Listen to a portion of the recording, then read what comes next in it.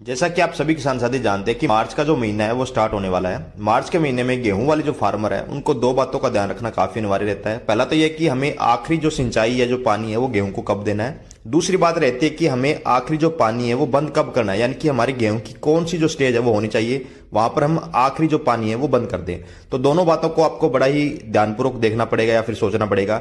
किसान साथियों, सबसे पहली बात आती है कि हमें गेहूं का जो आखिरी सिंचाई है वो कब करना है। इसके सबसे बड़े जो डॉक्टर है वो आप लोग खुद हो, क्योंकि अगर मैं आपको कहूंगा कि आप फलानी तारीख को बंद कर दो या उस महीने की इस तारीख को बंद कर दो, तो इसका मतलब ये होता है कि हर एक फार्मर के यहाँ जो खेतों की मिट्टी है वो अलग अलग होती है। तो यहाँ पर थोड़ा सा जो आइडिया वो गलत हो जाता है। तो आप कृपया करके प्रतिवर्ष जो गेहूं की आप बिजाई करते ही हो तो आपको पता है कि हमें जो लास्ट पानी है वो कब तक देना चाहिए। तो इस बात का जो आप डिसाइड है वो खुद फार्मर करेगा। मैं आपकी छोटी सी हेल्प ये कर देता हूं कि आपको आखिरी जो पानी है वो बंद कब करना चाहिए। ये एक थोड़ा सा वैज्ञानिक तरीका है। किसान साथियों, गेहूं का पानी अगर आप सही समय पर बंद कर देते हो तो उसमें आपके काफी सारे बेनिफिट हो जाते हैं। पहला तो ये कि आपका जो तूड़ी या फिर जो भूसा बनता है वो काफी अच्छा बनेगा। आप देखो अक्सर की जो शाखाएं हैं वो काली पड़ जाती है, क्योंकि हमें लास्ट जो सिंचाई है वो पता नहीं होता कि कब बंद करना है, तो हमारी जो गेहूं है वो गिर भी जाती है। अक्सर काफी सारे फार्मर ये गलती करते हैं कि आखिरी जो पानी है वो काफी हैवी लगा देते हैं।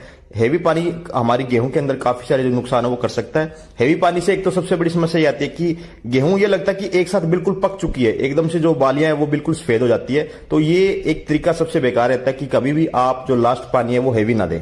दूसरा हम बात करेंगे कि आपको जो लास्ट पानी है वो बंद कब करना है, यानी कि आपकी गेहूं की जो स्टेज है या फिर अवस्था वो कौन सी होनी चाहिए। आपको मैं दो तरीके बता देता हूं। पहला तो तरीका ये रहता है कि जब भी आप बाली का जो नीचे वाला हिस्सा है वो देखोगे, जो शाखाएं होती है वो देखोगे, वो हल्की सी अगर पीली पड़नी स्टार्ट हो जाए, जैसे कि आप फोटो के अंदर देख रहे हो, तीसरे नंबर वाली जो फोटो है, इस तरह की अगर सिचुएशन आपके खेत में आती है तब जाकर के आप अपना जो आखिरी पानी है वो बंद कर सकते हो। ध्यान है कि जब भी आप आखिरी पानी बंद करें तो आपके मिट्टी के अंदर पर्याप्त जो नमी है वो होनी आवश्यक है। अगर किसी किसान साथी को ये जो तरीका है वो मालूम नहीं पड़ता तो इसके दूसरा तरीका ये रहता है कि आप अपनी बाली में से जो कुछ जो दाने हैं अलग अलग जगह से अपने खेत में से वो निकाल लीजिए।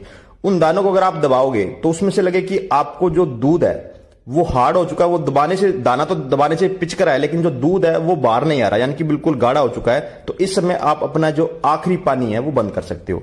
अगर आपको लगे कि दाना दबाने से आपका जो दूध है वो बाहर आ रहा है तो इसका मतलब कि आपको खेत के अंदर जो पर्याप्त नमी है वो होनी जरूरी है। अगर आपने सिंचाई नहीं की है तो आपको जो सिंचाई है वो लास्ट देनी पड़ेगी। साथियों, जब भी आप अपने गेहूं के अंदर लास्ट सिंचाई करें तो मौसम को जरूर में ध्यान रखें, क्योंकि मार्च के महीने में काफी जो तेज हवाएं हैं वो चलती रहती है। तो जब भी आप पानी लगाओगे तो जैसे ही आप पानी लगाते हो तो मिट्टी के अंदर जो हमारी जड़ें हैं पौधे की वो नरम हो जाती है। उसके बाद में जो गेहूं गिरने वाली समस्या है वो काफी ज्यादा मात्रा में देखी जाती है। अगर एक बार गेहूं गिर जाती है तो बाद में हमारे दाने का जो साइज है वो बारीक रह जाता है, जिसके कारण हमारी जो पैदावार है वो गिर जाती है।